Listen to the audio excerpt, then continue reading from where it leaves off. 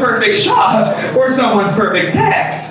At night before I go to sleep, I always ask the Lord, please give me one nice porn star or a trip to Betty Ford. Here's to the legs with the high heel shoes. We'll take all your money and drink all your booze. We don't have a cherry today, no sin. We still have the box the cherry came in. Cheers.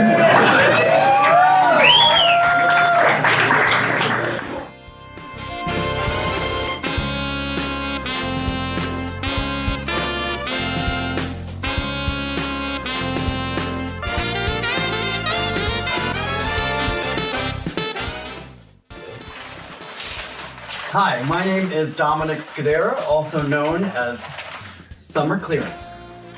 I'm Kevin Gilmore, aka Phoebe Manntrappe. And I'm Gary Snyder, aka Gary Chris. Well, girls, it's good to see you. Good to see you too. So the question we have today is, how and when did you first start doing drag? I started doing drag when I was 11. Wow. It was Halloween, gay Christmas. Mm-hmm. And people had always said when I was a younger child that, I was so pretty and it bothered me because boys aren't supposed to be pretty. So then around 16, I found the lovely town of New Hope, and that's when it all began. How about you, Gary? Well, I had just been transferred from Portland, Maine, and the first two friends that I met in New Hope did drag. I had never seen it, heard of it. They took me to the Prelude, and I was in awe. I had just done cabaret in theater, and I was playing Clifford Bradshaw, the lonely American writer, and now I'm going to put on a dress. Nice. So anyway, Halloween was soon to come, and they said, they're doing a ball, and it's best look-alike of an actress. And I thought, well, what could I do, So I loved Liza, so I said, well, even if I don't look like her, I'll have the hair, the vest, the whole bit, the green nail polish, Right. So they'll have to know. So that night, I won first prize, best lookalike, and $100 in a magnum of champagne in 1973. Stop. So this was, gay pennies. Okay. So went from there. The next thing, we did a show at the Cartwheel, and the owners of the Prelude came to see the show. So my two friends, they were really anxious to get in there because they wanted to get hired. They had never been in professional theater. So the one fancied himself as a Streisand.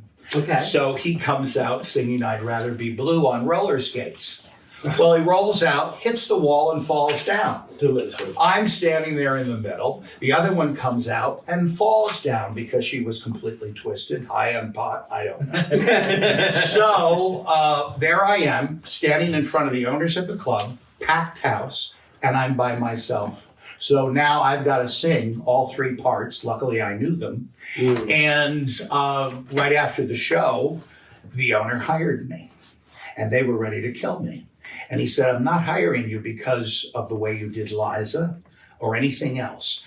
I'm hiring you because I feel you have a really natural comedic talent. They said anyone else would have fallen apart. You never did a drag show before. The two completely fell apart, and you took over the show by your eye movements, how you referred to things with your eyes. You did the part, you ended it, and you finished it. You didn't just stop and freeze. So that was that. And, we went on for many years from that. I love that. That's a great story. It is a great story. Yeah.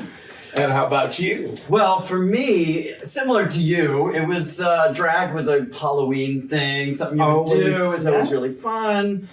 And then I was living in Philadelphia with my husband, and I saw this ad in the paper that said, we're looking for a few good men to play women. And I'm like, what is that? Naturally, you're like, oh, this is good. And yeah, exactly. So I can do that. Yeah, I can do that, right? So it was for the AIDS Fund, and they were trying to rally people together to be bingo verifying divas, or BVDs, at gay bingo. BVDs, I love it. Like the Yes. underwear. Nice. Exactly. So clever. So I thought, this is really a good idea. We can have some fun. We can help give back to the community. We're trying to raise some money for the AIDS fund.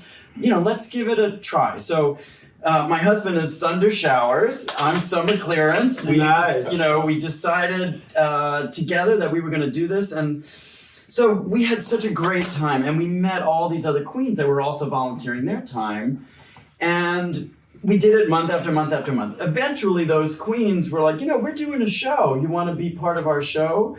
Okay. And then the next thing you know, we're performing here and we're performing there. And then we had a lot of friends up in New Hope. And then next thing you know, we're performing at the Raven, which we used to come up here and relax at the Raven. And now we're performing at the Raven. It was just so much fun. And since then, we just are a pair of drag queens that are just out to have a good time, and we still go to the AIDS Fund and volunteer. So we still have that part of it, but the other part where we can entertain people and make them laugh. But isn't that the really good part about it, though? I think it's really funny, though, talking about this stuff and how it's evolved over the years. Yeah. You know what I mean? And so now, in the community, there's gay bingos and there's all these fundraisers. So actually now, being a drag queen now is celebrated, which I never thought I would see. That's right. You know what I mean? Well, you and I do the Drag Queen Story Hour. Exactly. For children. Did you ever think when you were a child that you would ever see anything like that? I did not. I mean, recently I just went to the 100 high school and their GSA, which is their Gay and Straight Alliance. I was surprised they were actually going to do a drag show. So they had us come, they had me come and perform. They had their teacher there as a judge, and they put together their stuff. They did their own makeup, then we critiqued their stuff. And some of the questions they asked were really quite amazing. I was really blown away. They had 125 students. I'm thinking, when I was in high school, let alone if I knew two. And trust me, one of them I tried to know them all. But if I knew two then, but 125, and out of that, one of them was straight. And I was like, look at where we've come. Right. So, I mean, I think it's really, not only was it taboo and holiday for us to do it, but all three of us have had some amazing experiences, which is just for the community. Yeah. I think, and what I got mostly out of New Hope and the Raven and this whole experience has been building friendships and building the community. Sure. I mean, I now have friends that have been almost 30 years. So I have friends, lifelong friends that I've met through this place, the Raven, through New Hope. So for me, New Hope is one of those places you could just go and feel that you weren't alone. There were other people like you. Be yourself. You could be yourself. You could be anybody you wanted to. I mean, if I wanted to walk down the street with a mustache, if I could grow hair, because I can't. I'm walking a dog and a ball gown, I could, and nobody would bat an eye. Where else can you get that? You know what I'm saying? Where else are you going to get that? Like, please, I'm living the dream. Living it. Well, I did 40 years of Santa Saturday, which was by the Bucks County Motorcycle Club. And in the early days, a lot of people thought, a bunch of butch gay men pulling up at the cartwheel on motorcycles, sexual deviants, people, doctors, lawyers, professional people, all from great backgrounds. And they had, like, the first show that I did, I was shocked. They asked me to join them because they weren't from the New Hope area at all, but they were like so professional. They had makeup artists that could take a young guy and make him look like an old man. And, nowadays they do that so easily. But back then they 40 didn't. years ago, I sat there and I watched in amazement. I could not believe. So then I felt inferior because I thought, I do this, I do that, but I don't do all that, So I did every single show. They are now, I believe, on their 48th year. I stopped on my 40th year when I was 60 because I said, sweetie, the day that you pull the skin up to glue the lash on, and when you let the skin go, the lash is covered, time to say goodbye. Everybody knows this. So, I thought that was a good way to leave it. And I think you come to drag in the same place that I always did. I never had the desire or need or want to be a woman at all. I was much more secure with myself and the way I looked as a man. Okay. I know some queens, you know, when they get done and they get pretty, we see the changes in the dressing room where we have the best fun, helping one another. We do have doing we each do have other's fun in the hair, dressing room. That pulling actually each other's zipper, film. especially when they break and we have 1 minute to go on. Right, then a girl, you should have had that pie, but she's pretty, right? Yeah. Oh, good. And sabotage, I mean, the back of the house is really where the fun actually is. Oh, That's right. absolutely. That's where it really is. And that's when you Helping see one the another. family. Because we're all together, we're all like, girl, we're coming up here at $50. I got $1,000 worth of stuff to make $50. Like, you know, it's true, right? It had to be real. Like, I'm going to do this. But you know, one of the nice changes I see lately is, you know, we're gay men who are drag queens, but there are many of our trans sisters who are also drag queens and are part of our shows. Absolutely. Right. And it's just a really beautiful community that we all are sort of coming Different. together. We're all different. We're all But isn't that Come what makes us from unique? different Right, but makes us backgrounds, unique, though, I but think. we're We have to together celebrate our and diversity. united. And that's on that another thing I got stage. from Yeah. your hope. Yep. Celebrating our diversity. Each and every one of us is enough.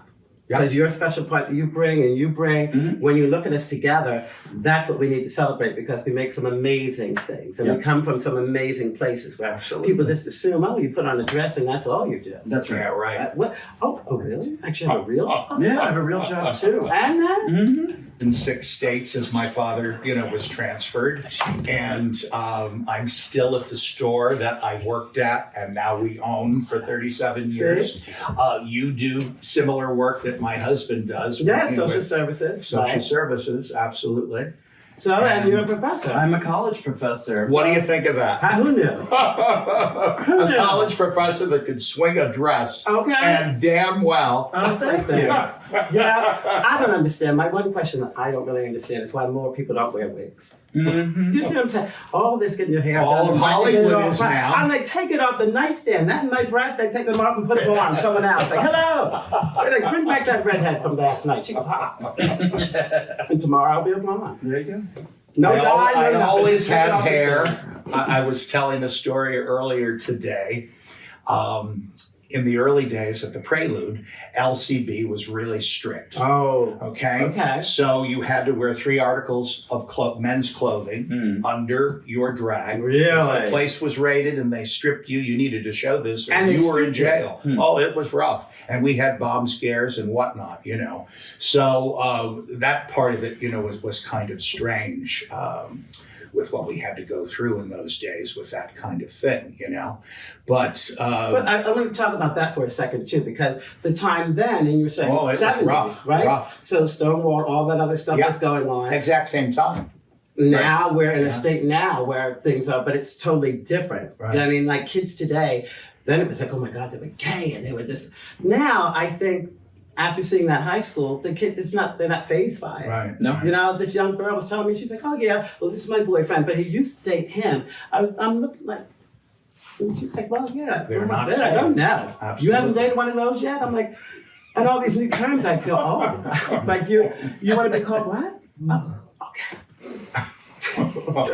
No, we're shocked at some of the things I and never the combinations that we hear and see today. It comes out of my mouth like I'm like, I'll never be my parent. I'm not going to be them. I'm like, what does this mean? I know.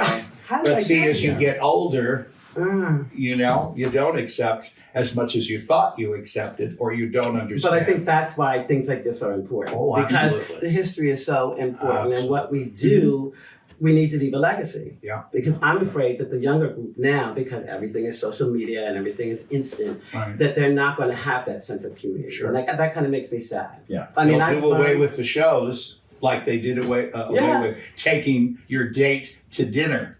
Now you don't need to do that. You're not I mean, going to you don't even spend need a bar to $100, date. All I do is click it on the phone. I'm outside. and they're at your back door. You know, it's like, order Did we food say out. that? Yeah. Well, you don't need no stinking bar. Where'd you meet?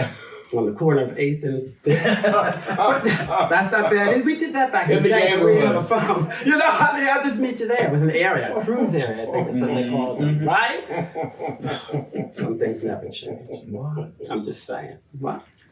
So how many years is it for each of you that you've been performing? Well, let's see. I'm 29 now. Okay. So, I don't know. That's a good question. It's probably about almost 20 years for me. I started at 11 and I'm professional. Yeah. Anyway, it's a different story. Yeah. Almost 30 years. Okay. Almost 30. And I'm at 50. I hate to admit it, but this year is 50. I was 19, and in July I'll be 69.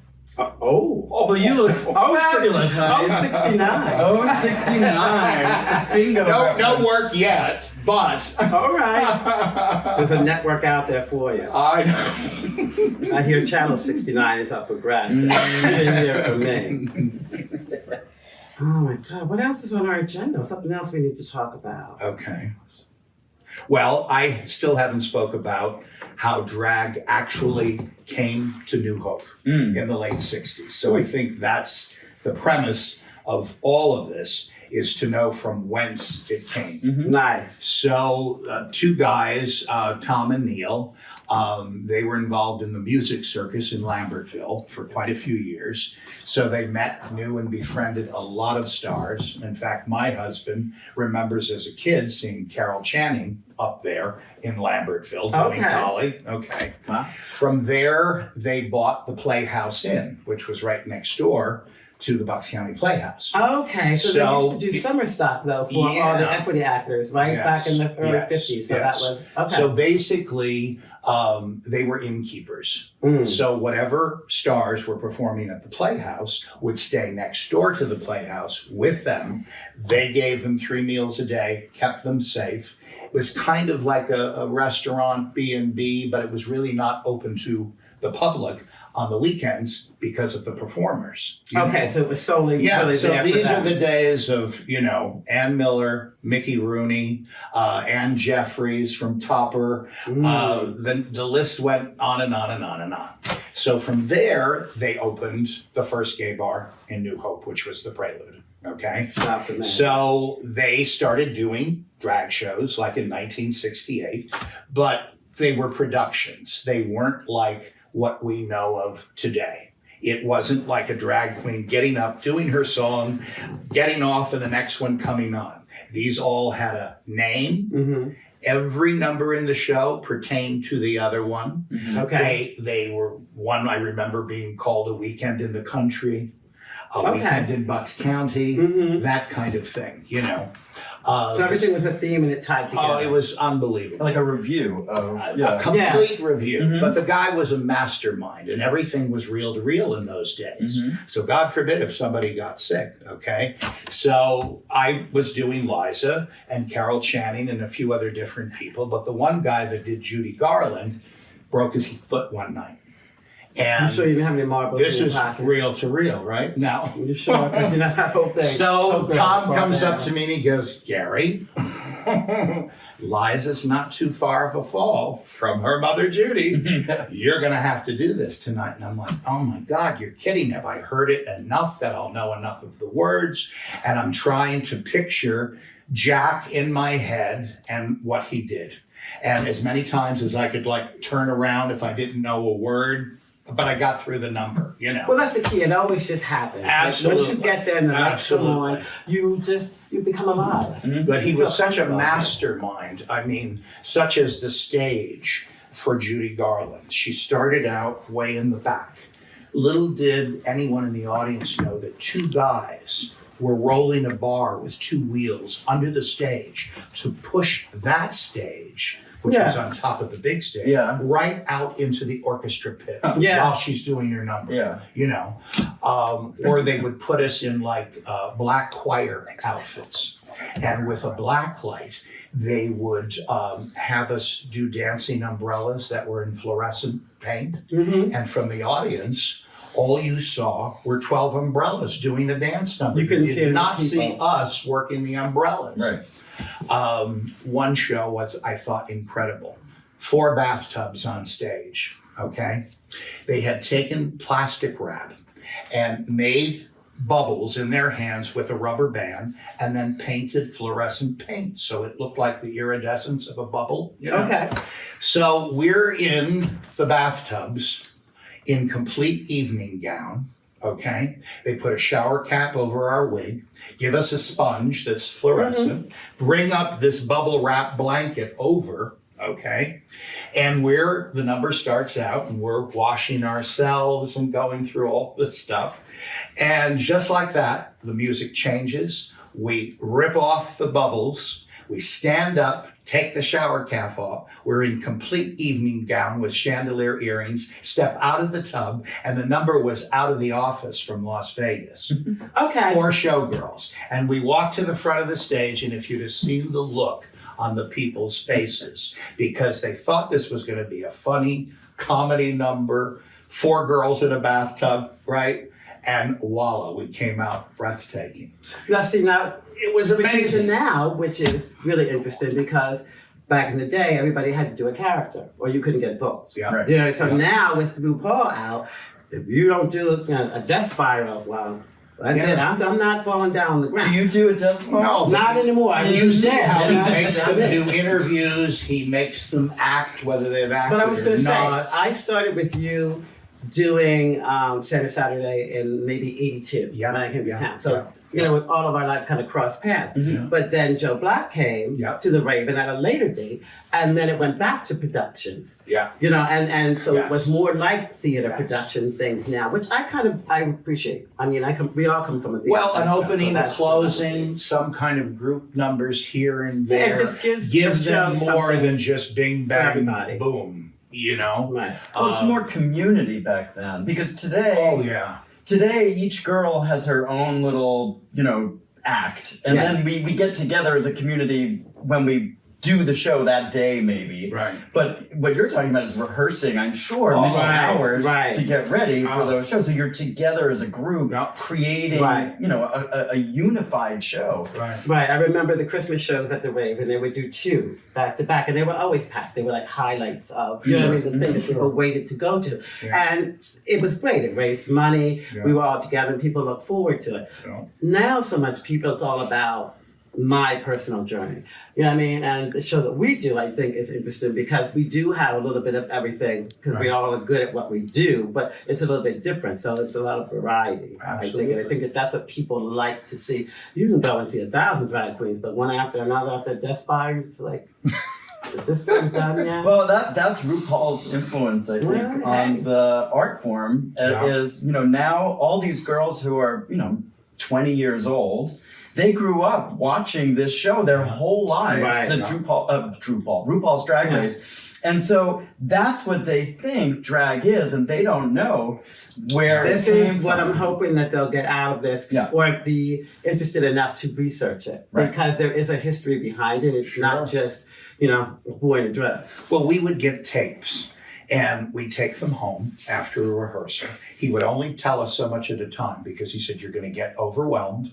So it would be the 4th or 5th rehearsal before we actually knew how we fit into this. And how it was individually. going to go together. I'd come home, put the cassette in, and I'd get 1 word, 2 words, maybe a sentence. Mhm. And I'm thinking, what the hell is this? Where does How this am I go? going to learn Right, this, right? And then each rehearsal, he would let us in on a little bit more. He'd show us how to stand, how to walk, how to have poise. If we were going to be a Las Vegas showgirl, we needed to know how to get up from our knees in heels with a wig on and a 4-foot headdress. You know what they weigh? And to come up gracefully so that nothing was trembling, He didn't want us to look like, oh my God, I can't do this, Right. So I was the tallest in the show, No. 6'4". No. No, girl. So No. what was a killer? They're doing Rose's turn. Mm. Okay. And we had, a guy that did Merman and the whole bit. So he was doing that. But I was the young Gypsy Rose Lee. Well, they put me at the top. Okay. Well, all of a sudden you realize is from here up, I'm gone. Gary's head and hair is in out the in the rafters, rafters? in the Stop. lights. They had to cut out all of the curtains around that top thing because he said, oh my God, if I hadn't checked that, can you imagine opening night? And there you stand like this with no head. But, it was really amazing. That's why you rehearsed. And afterwards, once it was all said and done, they decided to sell the club and retire in Carmel, which is New Hope on the ocean versus New Hope on the river, Nice. We said to ourselves, my God, He was truly a mastermind at what he did. And there were times that we hated him and we were pissed at him because, I was 19 and he was making me do Carol Channing. She was already 50, When we were doing it in the 90s, they hated the production numbers. But when they came across, they were actually memorable. People still talk about them. And that absolutely is it. So do you think we did it, kids? I think we covered Just about everything. The only thing I'm missing is the crimping. You thought it'd been some coffee or something. Yes, it's not equity. Yeah. So that's it.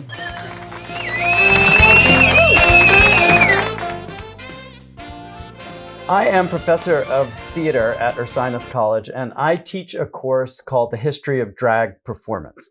And what many people don't know about drag is that for the most of recorded history, male actors have been playing female roles globally. So let me take you through a quick history lesson so you can get a sense of what the history of drag performance is like. We can start in ancient Greece. So let's go back to 5th century BC. This is the golden age of ancient Greece. It's the Periclean age. It's the dawn of democracy, but it's a patriarchal democracy. And so women were not permitted to be part of the general society's leadership. So theater was an important part of ancient Greece. And it was part of an annual festival, a festival devoted to the god Dionysus. And at this festival, we have some of the great tragedies of ancient Greece being written and performed for the first time. And in the tragedies, they had 3 actors playing the roles and chorus members. But the 3 actors were playing multiple roles, and they were male actors.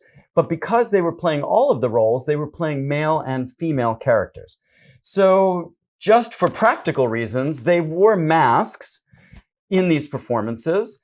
It was practical because they had to play multiple roles. So they could put on the face of, say, Oedipus and take that away. And then maybe his wife would be another character that they would play. So they would have to trade masks so the audience would know who they were playing at the moment. So the men were playing the female roles. The masks also were practical because these were performed for many thousands of people in outdoor amphitheaters.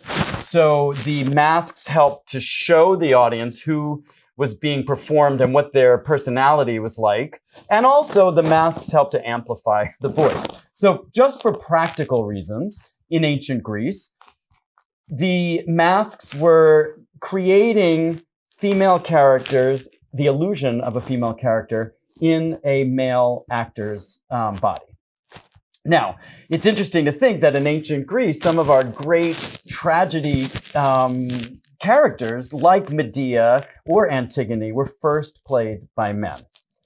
If we jump ahead many centuries, like 20 centuries later, men are still playing all of the roles on stage in Western theater, I'm talking now.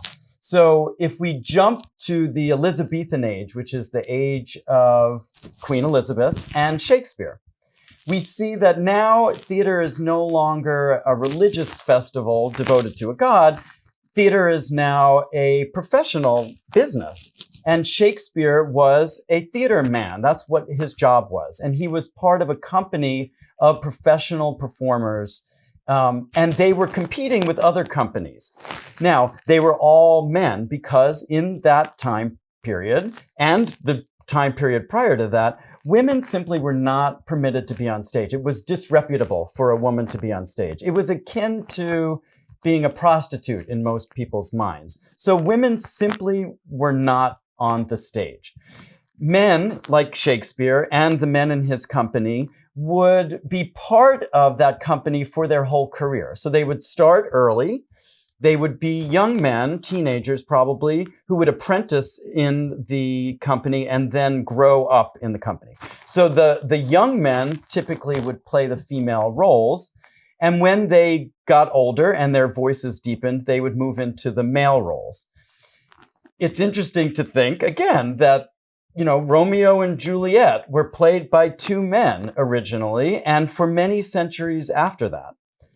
Shakespeare himself, made fun of this cross-dressing in his plays. So in the comedies like Twelfth Night, Viola is a main character. She is played by a male actor. And in the story, she dresses up like a man to disguise herself for comedy's sake.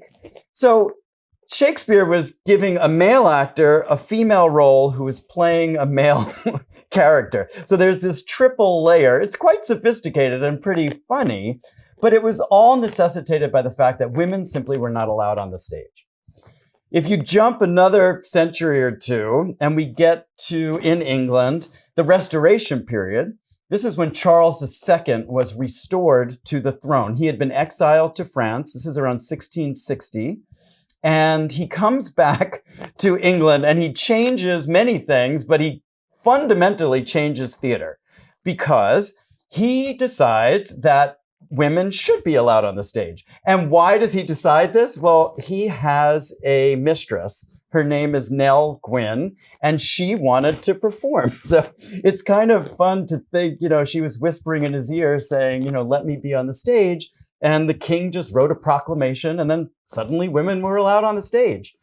There was a short period where men and women were playing female roles, but eventually another proclamation came out and men no longer were playing the female roles. So from that point on in Western history, we have much more of a tradition of male performers playing the male characters, female performers playing the female characters. Now, the same is true in Eastern theater as well. So if you look at Japanese theater, if you go back to the 14th century in No theater, all male performers, and they were using masks just like in ancient Greece. Things evolve into kabuki theater, and they're no longer using masks, but now they're using very bold, strong makeup designs. And they have a female character that's played by a male performer. That's called the onagata. And that role, it's not a female impersonation. What they were trying to create on stage was the embodiment of the epitome of femininity. That's what they were aiming towards. It's a beautiful art form, ultimately. In Chinese theater, we have a very similar path. Again, all male performers. In the Peking opera, there are four main characters. One of those characters is the Tan or Dan character. Again, it's a male performer playing a female role, a female ideal of beauty. And it's a very, very precise art form that uses very distinct movement and sound. And there are great practitioners of this form, the most famous being an artist called Mei Lan Fang.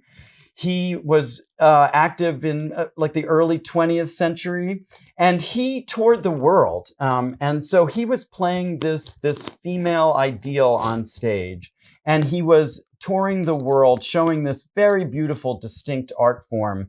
It continues today. He founded a school. His son took the school over and has been practicing this for more generations. And today, male and female performers are studying that character. So women are allowed into the Peking opera now, but it had been solely a province of male performers at one time.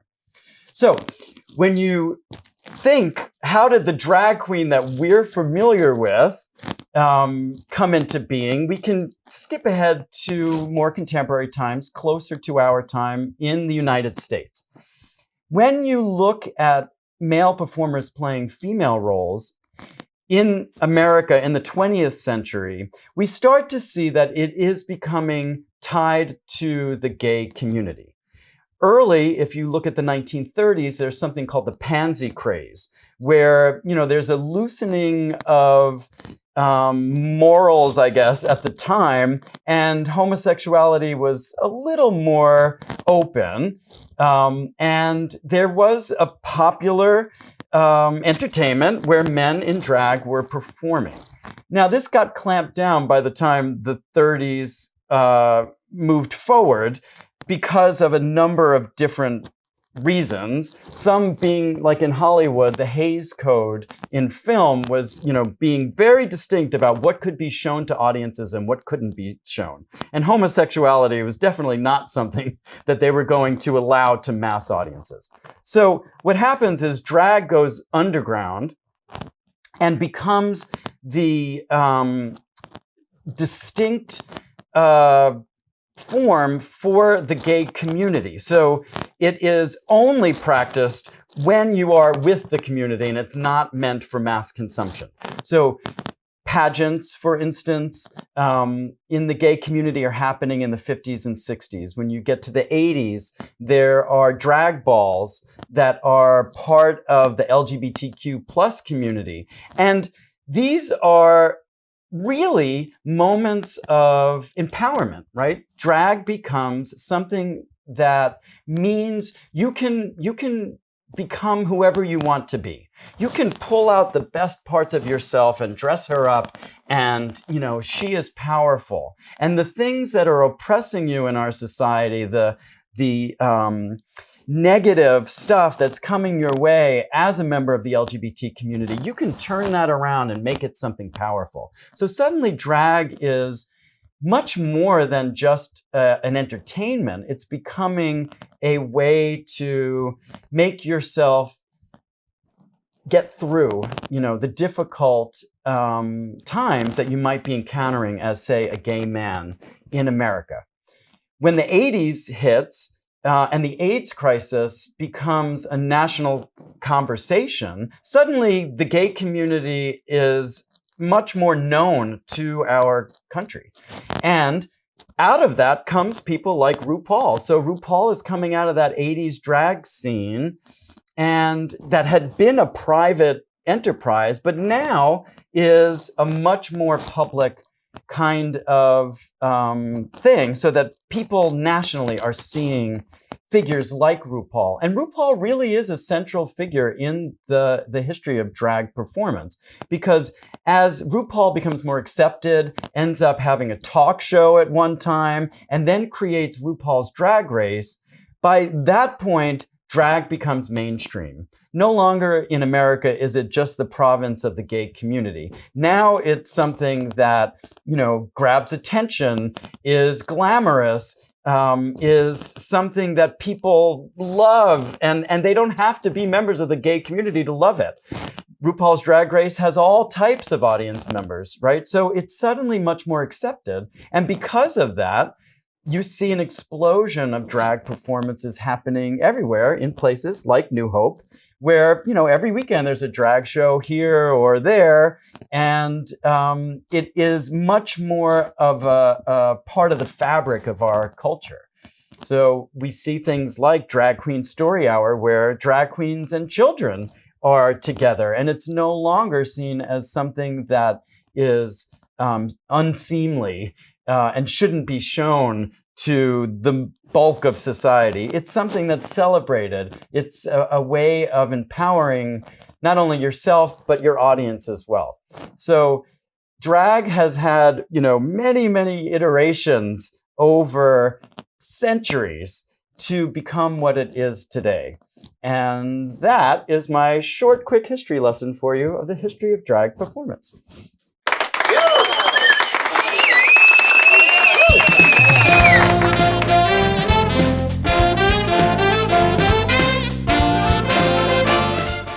So today we are here to talk about the absolute beginning of drag in New Hope. Two guys by the name of Tom and Neil opened a club called The Prelude. They were the first to bring it to New Hope. Prior to that, there was no drag of any kind in New Hope. So they did amazing shows. These are some of the pictures of the original shows. And, the scrim that covered the stage, caricatures of all of us that were, involved. And he was, truly a mastermind at what he did and what he was capable of. That lasted, for about 2 years. And then a club called January's opened. They went to Carmel, California. there was no more drag in New Hope. So they got from like 1968 to 1974. And then we were all like, gee, what are we going to do? There's no place to perform. Nothing's happening. So a couple of us started out at a few other, smaller clubs in New Hope. Johnny Francis's Canal House. A couple of us did appear at the Bucks County Playhouse. My dear friend, Ricky Paris, and here he is doing one of his famous strip numbers. He was amazing, but he was probably only about 19 years old, when he did this. And he met my brand new husband at the time, with shaving his bottom for this number, which was really kind of amazing, but he was a fantastic performer. He started out doing 50s drag, was not so good. And within 2 years, he was literally doing the circuit. So they were sending him to Chicago, Florida, New Orleans, New York, all over. Came back, started working for my friend Sheba, which was a nickname for Billy Lane Grower. She was one of New Hope's first trans and was accepted beautifully in the early to mid 70s when no one really knew what a transsexual was or that John Hopkins was doing, sex change reassignment surgery. So they were instrumental in those years to work with me to restart things. Then finally, new owners took over the Cartwheel, and we then had shows there as well. At that time, Danny Windsor, who was, famous, he did Ethel Merman in Chicago and, the whole circuit, just like Ricky had done, only he was much older. His claim to fame was that he was one of the flying monkeys in The Wizard of Oz. But it had never, ever been proven that it was a true story. But that was his shtick, and we let him run with it. So with that, he brought Danee Russo, also from Chicago. We're all from Chicago. And this is a picture of her in her heyday. She was an amazing performer. Danny brought an entire cast to be at the Cartwheel. I would say I think they were there a good 3 years before the group, disbanded. But they had a couple of male leads and, 3 or 4 drags. But Danee was the star, and she was incredible. She was known for so many different, famous numbers. Doing your makeup on stage in front of the audience, stripping. And she was as sweet and wonderful a person inward as she was in all of her pictures, To probably drag in Manhattan, because while this was quite big in New Hope, you also had the Manhattan Follies. That was at the Persian Room of the Plaza in Manhattan, hence the poster. So I stole this because one night when I was doing a show at the Prelude, bartender came backstage and said, Gary, there's a director out front by the name of Danee Russo, and he's from France, and he is directing the Manhattan Follies at the Persian Room of the Plaza. And everybody dropped their lipstick brushes because it was like, what's going to be? I was the youngest in the show. I was about 20. The rest of them were 45 to 50. So after the show, and we weren't allowed, to mingle in those days in costume. So we had to get back in our men's clothing to go out to sit with a customer and have a drink. We couldn't accept drinks from customers. It was against the law in those days to do so as a performer. So he said to me, Lorna Luft comes to see the show quite often, and she did not like the Liza that we had, and I think she'll like you. So we set up a date for me to come into the city with my entourage, and one went as, my hairdresser, One went as my makeup artist. And it was really only to get me there. And that was an amazing experience to walk into a dressing room in a place that famous. Craig Russell was at the top of the bill, who was a well-known live performing female impersonator, just like Charles Pierce was, who at the same time was appearing at the Village Gate doing his show. And Lynn Carter also was doing his show. And Jim Bailey hadn't gotten on the scene quite yet, but he was the next up and coming as far as the top 4 professional female impersonators that all worked live, no lip syncing. So they asked me to do this show. So I got there early and I got myself ready. I had to do 6 numbers in front of their choreographer, the directors, the stagehands, on and on. In the middle of my number, I dropped my hat and I was sick to my stomach because I thought, what am I going to do? And then I said, well, you better do what you always do, ad lib. Somehow you'll get the hat back on to finish the number. But the amazing thing was you walked up this huge set of steps to get onto the stage. And when you did, it was only to come down a huge set of steps. So imagine the curtain opens up. Prior to you doing the star that you're about to do, there would be photographs of the real star. And the last photograph that was flashed on the screen was the impersonator that was about to impersonate her. So voila, they do Liza as a little girl with Judy, on, and then voila, it's me as Liza. So as you stepped onto each step, there were revolving mirrored doors that spun. And as you hit the second, third step, they kept in succession spinning. And by the time you hit the bottom of the stage, just like that, you heard the lock-ins and every mirrored door locked into place. And you then saw 1,000 Liza Minnellis all up the ceiling because each step reflected the performer. So that was probably one of the biggest highlights in my life. So they approved me. I did that evening show. Lorna Luft was there. I got her blessing. And afterwards, they took me upstairs. And there were the heads of everything with contracts I knew from nothing at all. And it meant that I had 1 week to make a decision, to tell my boss here at the flower shop, am I going to quit my job? Will they save my job? How do you tell your parents at 20 years old that know nothing from any of this that you're going to be in a drag show in Manhattan, right? So I did the show. Everything went well. They wanted me to sign. I said, give me the week. I talked to my boss. I could not speak to my parents. I could not tell them what I was about to do. And they said, look, we'll give you a leave of absence if you feel this is for you. I decided against it because I was like a wreck and it was just killing me. So I thought, how am I going to go to New York, live, rent an apartment? You have no money, you have nothing. How would this work? So I decided against it. 3 weeks to the day, the show closed.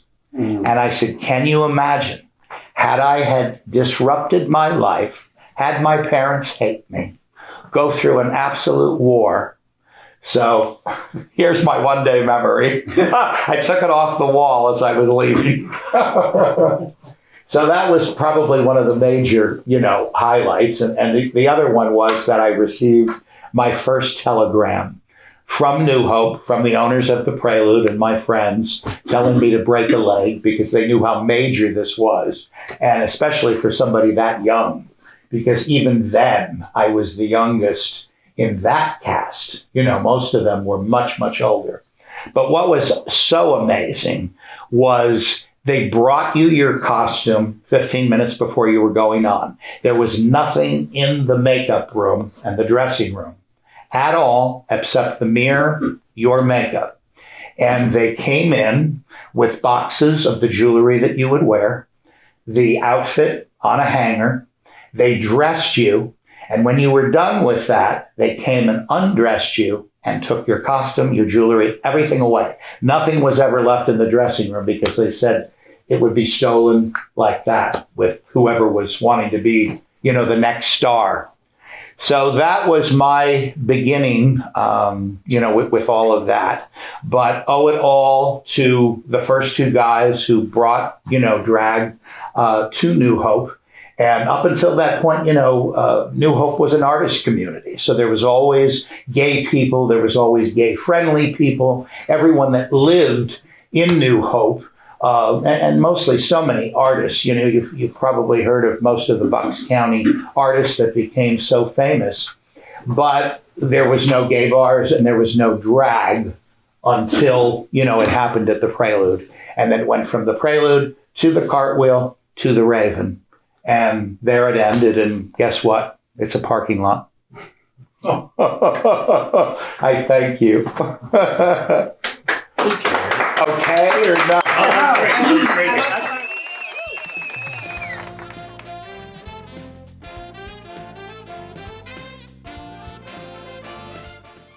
I believe we left off with the parking lot of the Raven. That used to be the Raven. So I'm going to take you back to the days when I first came to New Hope and the people that I met, which it's funny, been over 30 years, so everything kind of crosses. So I think between the three of us, you're really going to get a cross section of knowing some of these people. So I also knew Danee Russo. Did shows with Gary in 1982. I think I started doing Santa Saturday and was doing shows and things here. And it's kind of funny because when I first started doing drag, I was doing drag and doing things that other people felt that I should be doing. They're like, oh, girl, you should do this, and then they'd sit back and critique me. And just like other people had said, you're very nervous. You're new. You're out in front of all these people. You can fall on your face. They will laugh. Sometimes they'll cry. Your good friends might cry, and then they'll laugh afterwards. We all do. But it's a scary time. So I did that for quite a few years, and it just didn't really click. Like people knew of me, but it hadn't clicked. And I'm going to say maybe 10 or 12 years into me doing drag, I came to an awakening where I was like, you know what, I'm going to do this my way and do it for me. And I remember coming off stage after doing a number, and I had been around, mind you, for quite a few years, and people saying to me, what just happened? And just recently that happened. Because of COVID, we had to shoot a video for New Hope Celebrates for Pride. And I had decided I was going to do this video. I hadn't told anything about it. I knew what I wanted to do in my mind, but my makeup artist and the people that were on the boat when we shot it had no idea. So they came, we did my makeup and stuff. 2 weeks before I shot that video, my father had passed away. And they said to me, Kevin, you want to put this off or there's something that you, I said, I really just feel like I need to get something out. I need to get it out. So we're going to go ahead with the shoot. So we go and we do the shoot. That morning, the day was actually on this river. The day couldn't have been more perfect. It was absolutely breathtaking. It looked almost fake, the scene. So we step onto the boat, we go out on the river, and doing A Change Is Gonna Come.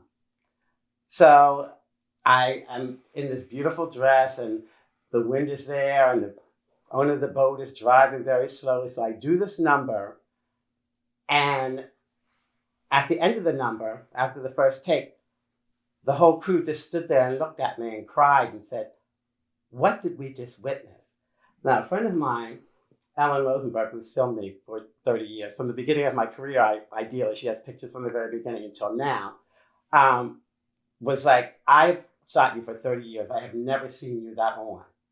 It was amazing. But I'm telling you, that experience of just letting that go was the moment that I really think that Phoebe Manntrappe came into her own. And now she's just big, really big fun.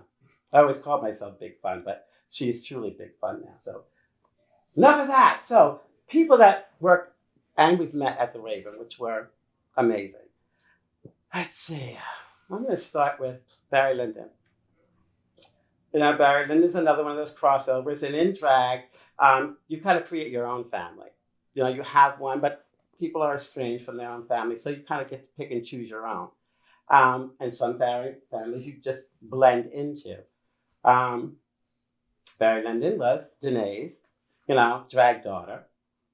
So that was that whole history there. And by doing that, you kind of learn from the people before that what etiquette is supposed to be, what you're supposed to do when you come here. You don't do this, it's bad luck. You don't put the shoes on the table. You don't do this. You don't touch people's feet with a broom.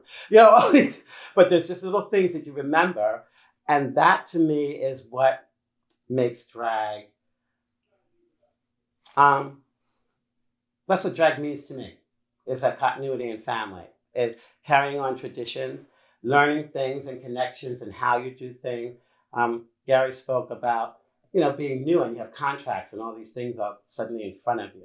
And everybody wants to get to that pinnacle and come out and be like, oh, I'm here. Some of us have been around a long time. I've been almost 20 years into it and I'm just now getting, the recognition that you would think you would get then. It's a long time journey, but the key is, over the years, we've helped a lot of people. And I think that drag actually has become a big fundraising thing. Through FACT, Pumpkin does some amazing stuff with FACT. Has been with them for years and for the community has raised millions and millions of dollars.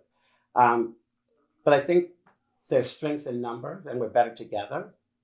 But it's nice to see all the power drag has done now. Now it's a big money-making thing. People have gay bingos all the time. We've been asked just recently, people want drag queens at their wedding venue. Who knew? I'm like, you're kidding.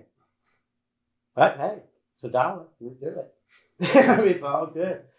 But I've actually done baby showers. Who thought? Who knew? But drag is everywhere. So the key is, for me, drag is a business. It's different for everybody. I've always viewed it as a business. I personally love getting dressed. I like the illusion of getting dressed, but I don't have that same feeling of, I've never wanted to be a woman. I look well as a woman, play one on TV. I've had some great things to do, but I'm happy taking all my stuff off at the end of the day. That being said, it's hard trying to live this life totally because you don't really, relationship-wise, it's hard to find somebody who likes both sides of you, which is very far and few between. They either want all of this one and nothing to do with the other one, or they want the other one and nothing to do with. And I tell people I'm a perfect split. I'm somewhere in the middle. So you have to have somebody that likes. And the key of all of that, I think, is liking yourself. That, I think, is the lesson that I hope that people take out of this, that you can't really help anybody unless you like yourself. And self-worth and being proud of what you do is important. And as long as you can put your head on the pillow at the end of the night and feel good about what you did, life is good. I remember I was even living at home and told my dad, I need to tell you something. And he was like, what? And I said, well, I'm gay. I wanted to tell you before you heard it from somebody else, because, I'm out there. And he said, well, first off, Kevin, I don't go by hearsay. And you can run yourself crazy trying to cover your tracks. He's like, you're my flesh and blood. I love you. You're my son. Did we talk about it every day? No. But the fact that he was just accepting, and I was really grateful to have parents like that. But he did give me one piece of advice, and he did say, I'm just going to tell you this, and only once. Don't do anything on film that you'll regret. And I thought, okay. You know what I mean? Food for thought. Why? Which leads me next to the internet and our youth. We're exposed to so much more now. Like for me, drag, you had to be creative. You had to go back in the day. You weren't walking into the mall or on Amazon and just buying what you wanted. You had to physically go in the store and try to try something on, which was scary anyway. Here you're walking around the women's section, almost 6 foot. Wondering if it's going to fit your shoulders or not. So you kind of learn to sew on your own. Because I'm like, I'm just going to cut this up and make it work for me. But my friend Amanda Brooks is going to love this, though. I remember one Halloween. She came, fabulous face, wore a potato sack. looked fabulous. Literally a potato sack. And I said, girl, with a fabulous pair of velvet pumps, purple, I'll never forget it. And I talked to her about it today. I'm like, you know what, girl, remember that potato sack you wore? She's like, right? That's our community. You know, just put on something and wear it just because you can. A little shock value, drag queen story hour. There it is. That's what I went with my last conversation that I wanted to talk about. Drag queen story hour was quite interesting. When it first started, I was like, okay, Dominic and I think, I'm trying to think. There were a couple queens that had done it in the beginning. And I wasn't asked, and I thought, well, maybe my look or my thing is maybe a little bit too softly for kids, because, you know, I can be a little risque. So I didn't really worry too much about it. Then I was asked if I would do it. And I was a little bit nervous, and I said, Summer, I don't know about all this, but we're going to go ahead and we're going to do it. So I thought, well, what am I going to do? I didn't realize that all the books that you have to read have to be approved. You just can't pick up a book and read, you know, it to a child. So I was reading a book, my first one, called I Am Enough. And it was about a little Black girl that, you know, was different than everybody else. But all through the book, it's just like who she is and what she does is just enough in her community. It might be a little bit different. We're all different, but we have to celebrate those things. So I decided my look was going to be a fairy godmother, because I don't really do characters. So that was stepping outside the box for myself. So, you know, I got this outfit together, and I'm sitting there and I'm reading, and Summer is over here, and the look on these kids' faces, they were just like, you are so pretty. And I said to myself, there it is. This is the point. They don't look at you any differently. To them, I'm just a fairy godmother. There's no reading into it. It's a boy in a dress or anything else. There is no judgment. They're here to listen to a story and celebrate people's diversity. And I think that that's one of the things that's the most beautiful thing that we can do. I don't think we get to touch on a lot of the stuff that we do as people.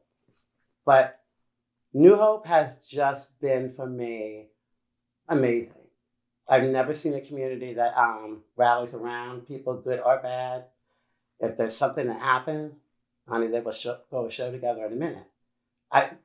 You have to truly experience what it is to be in this community, why it's so important to other people, and why I think we need to make sure there's a history for people to go back and understand that there were a group of people that helped us get to where we are. It didn't just happen. And they need to be conscious of that. So I'm hoping that the younger generation now uses all their technology to better preserve the future. But I hope they hold on to stuff, because I don't think that they're going to be able to experience the stuff that we did that's life-changing. You know, we went through the 80s. You know, we went through the AIDS crisis where I was losing friends weekly. You would see people, and 2 weeks later, they'd be dead. To the rate of, you know, I think at one time I had gone to 13 funerals in 2 weeks. It was scary, and nobody knew. You know, and it was just this horrible thing, was attacking people, and, you know, people were being rude, a lot like it is now, and just people are afraid of what they don't know. So my key is, I tell everybody, if it's something that's important to you, say something. Because maybe that person will think the next time that my words are affecting what it is and how it affects you, because they truly don't know. They don't understand. They're just afraid of things that they don't know. We're no different than anybody else. You know, I get up, go to work, put on my pants just like you do. Sometimes they're pantyhose. Hey, it's a different skill. They don't make you bad. It's all good. They're warm. See, didn't know that. Always a tidbit of something. She's always fun. But the town, I get emotional with that. It's just, I have seen some incredible, incredible things in this small town. Money-wise, raising money. But I think the best thing about it is, I've met some really influential people, and I've met some people who are just living, and it doesn't matter. It doesn't matter who you are, what you do. When you're here, you're just family, and it's good. And when you're in, you're in. You know what I mean? I think one of my favorite little bars, which is John and Peter's. And through this whole transition, town has really opened up in places that I didn't think it would. Like when the Raven closed, all of downtown pretty much was like, you know what? This bar is closing, these people are coming. We don't tolerate that here.